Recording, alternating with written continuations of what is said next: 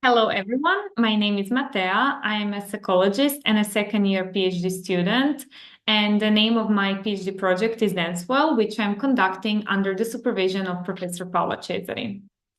The area of research that I'm working in is concerning post-stroke recovery and rehabilitation. Specifically, I'm interested in improving the post-stroke journey. So stroke is a very sudden vascular injury that happens in the brain, and it may affect numerous aspects of a person's life. The deficit may vary, but usually they're physical, cognitive, emotional, perceptual, behavioral, and altogether they lead to a very high disability and dependency on other people, which in turn may lead to lower quality of life in stroke survivors and sometimes even to social isolation. But apart from the actual stroke survivors, there's another group that may be highly affected by stroke, and those are the caregivers. Usually, caregivers are family members, and they're the first in line that they're going to start taking care of post-stroke survivors.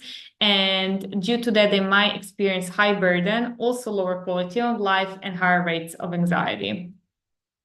So the actual recovery after post-stroke, it's a very complex and long journey, and it may include speech therapists, neuropsychologists, physical therapists, occupational therapy, depending on the injury. But all this stuff is usually done in the hospital. However, once the patients are discharged from the hospital, the recovery doesn't stop.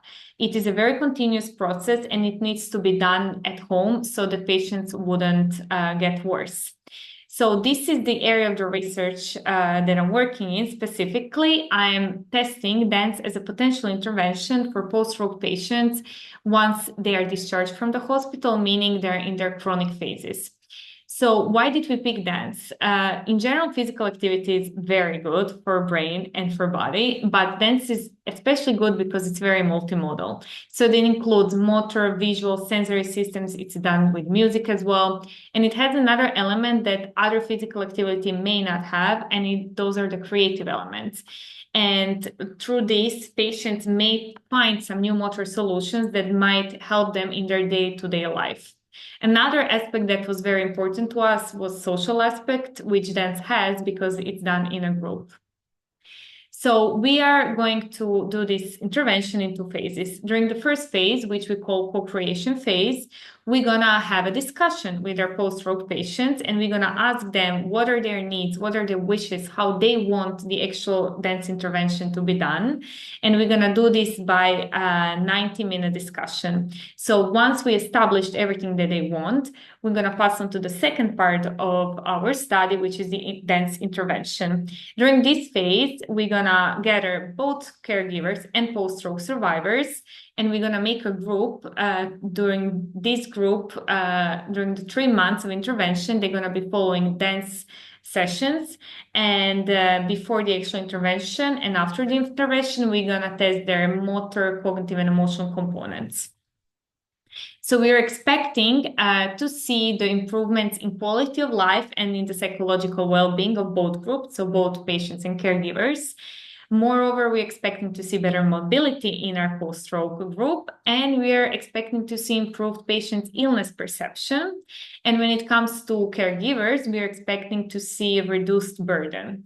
Another thing that we're gonna test is the feasibility of the present study. In that way, we're going to know whether we can do this on a larger scale. So this is going to be based on the attendance, on the participant satisfaction, and on the perceived improvement. So the present study has 3 important impacts. The first one is obviously scientific because dance has been proven to have positive effects in other illnesses, but here we are trying to see if it's true also for post-stroke, specifically on motor, cognitive, and quality of life aspects. So when it comes to clinical impact, we are offering an alternative, a novel approach for rehabilitation in post-stroke patients. And when it comes to social impact, we are promoting social inclusion of patients and reducing stigma related to disability, meaning just because someone has suffered a very serious injury and they might be disabled afterwards doesn't mean that they cannot participate in social activities. Thank you for listening.